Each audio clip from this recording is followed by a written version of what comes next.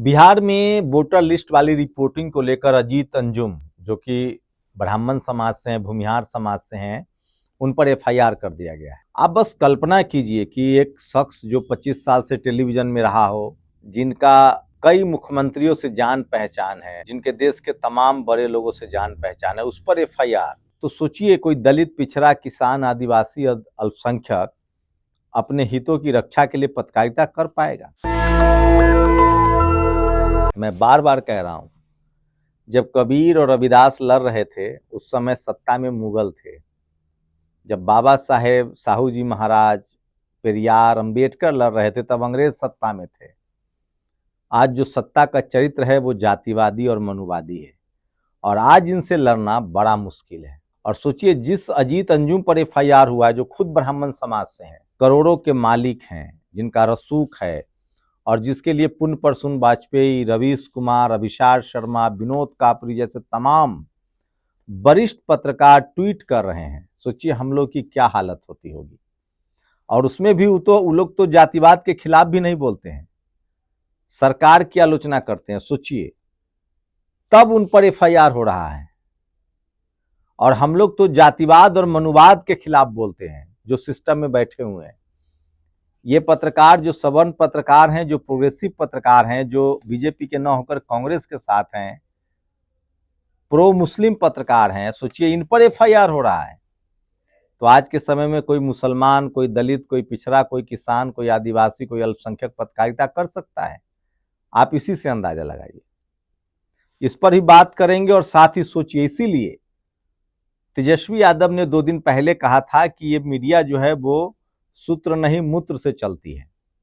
उसके बाद एक और वीडियो सुनिए जो मैंने मोन्टाज में सुना। अभी उन्होंने कहा था कि हमको कहना पड़ेगा अपने समर्थकों को कि आप अखबार मत पढ़िए, हम उस सूत्र को मूत्र समझते हैं। आप टीवी मत देखिए। हम लोग ये 10 साल से सोशल मीडिया पर आके कर रहे हैं, क्योंकि 10 साल काम करने के बाद टीवी में जो पता चला कि ये जातिवाद का अभेद किला है। सोचिए, हाईकोर्ट, सुप्रीम कोर्ट में भी इक्का दुक्का दलित, पिछड़े, किसान, आदिवासी, अल्पसंख्यक जज हैं, लेकिन मीडिया वो अभेद किला है जिसमें कोई गैर ब्राह्मण या गैर सवर्ण पत्रकार लगभग संपादक और मालिक के स्तर पर तो नहीं है।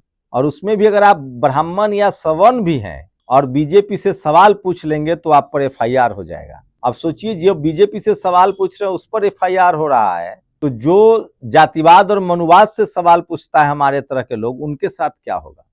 इसलिए अखिलेश यादव ने कहा है कि आप तमाम अखबार मत पढ़िए।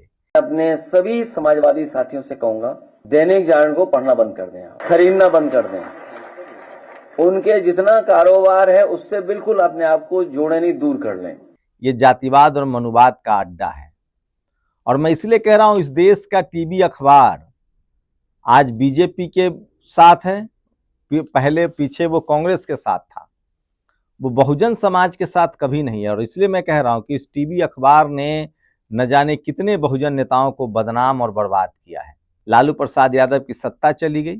सोचिए, चलिए पहले मैं एक और बात बता दूं आपको। अजीत अंजुम बीएलओ की समस्या दिखा रहे थे, चुनाव आयोग के जो आदेश है उसमें जो गड़बड़ियां है उसको दिखा रहे थे। एक टीवी की पत्रकार है, टीवी 9 की मैडम, वो पूछ रही है शक्ति सिंह यादव से कि चुनाव आयोग क्यों बेईमानी करेगा, चुनाव आयोग क्यों किसी का नाम काटेगा। मतलब कितने भोले हैं ये लोग। भोले नहीं है, शातिर हैं। इनको पता ही नहीं है कि जिस देश में जातिवादी, मनुवादी एक चपरासी की वैकेंसी निकालते हैं उसमें बेईमानी कर लेते हैं। ये तो चीफ मिनिस्टर बनना है और प्रधानमंत्री बनना है, एमएलए एमपी बनना है, इसमें बेईमानी की क्या हदें पार कर सकते हैं, इसकी आप कल्पना नहीं कर सकते हैं।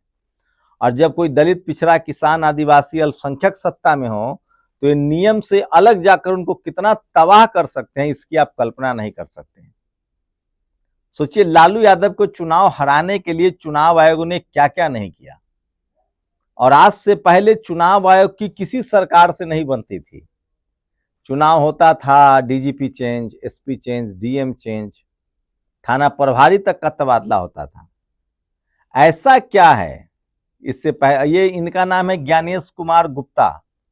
ये मैं नहीं कह रहा हूं, ये पवन खेरा ने आज ट्वीट किया है, जो कांग्रेस के बीजेपी कांग्रेस के प्रवक्ता है, ब्राह्मण समाज से हैं। इनका नाम है ज्ञानेश कुमार गुप्ता।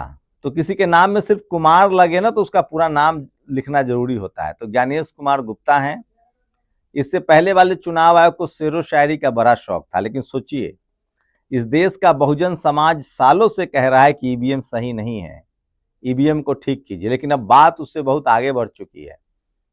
पिछली बार ईवीएम के बावजूद चुनाव में बीजेपी को करारी शिकस्त मिली और 41-42 सांसद हार गए।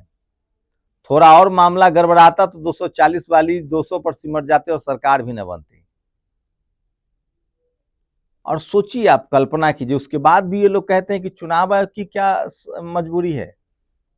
प्रधानमंत्री नरेंद्र मोदी और अमित शाह की पूरी राजनीति जो है वो सर्कल में रही है, कॉन्स्पिरेसी थ्योरी के आसपास चली है, चाहे वो गोधरा का कांड हो।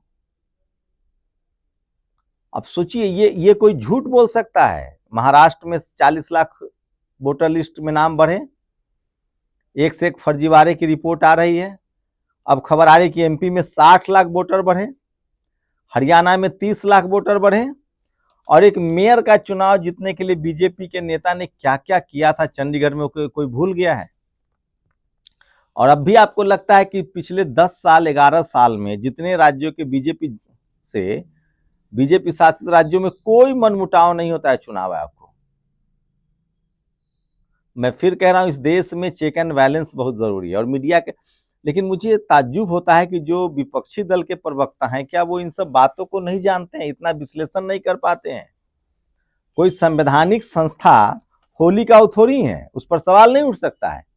सीएजी भी तो संवैधानिक संस्था थी, उसने कहा था कि 2G घोटाला हुआ, कोयला घोटाला हुआ, मनमोहन सिंह अल्पसंख्यक प्रधानमंत्री थे, फिर विनोद राय जो सवर्ण समाज से थे माफी मांग ली।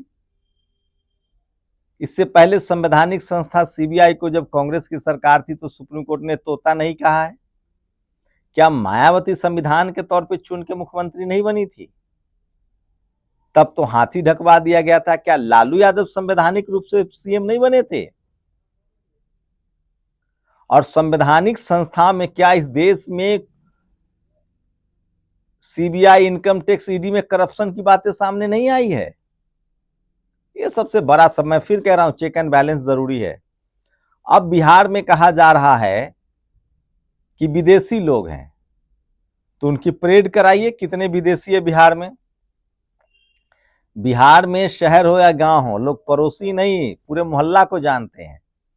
तो अजीत अंजुम ने कहा है कि उनके ऊपर एफआईआर हुआ है बेगूसराय वाली खबर को लेकर। उन्होंने कहा कि मैं सुप्रीम कोर्ट तक लड़ूंगा।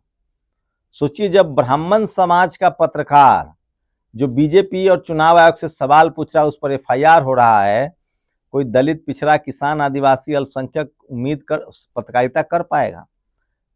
अजीत अंजुम जी बड़े पत्रकार रहे हैं, दर्जनों टेलीविजन में काम किया है, कपिल सिब्बल से लेकर सिंघवी, तमाम विपक्ष के बड़े नेता उनके अच्छे दोस्त हैं। प्रधानमंत्री नरेंद्र मोदी भी उनको व्यक्तिगत रूप से जानते हैं।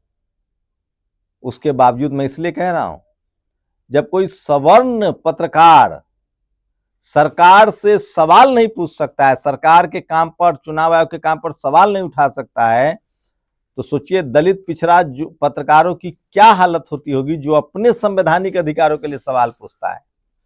जो SC ST OBC, किसान, अल्पसंख्यक के लिए सवाल पूछेगा, उसकी क्या हालत होती होगी। प्रशांत कनौजिया दलित समाज से आते थे, पहले पत्रकार थे जिनको योगी पर ट्वीट करने के लिए जेल में डाल दिया गया।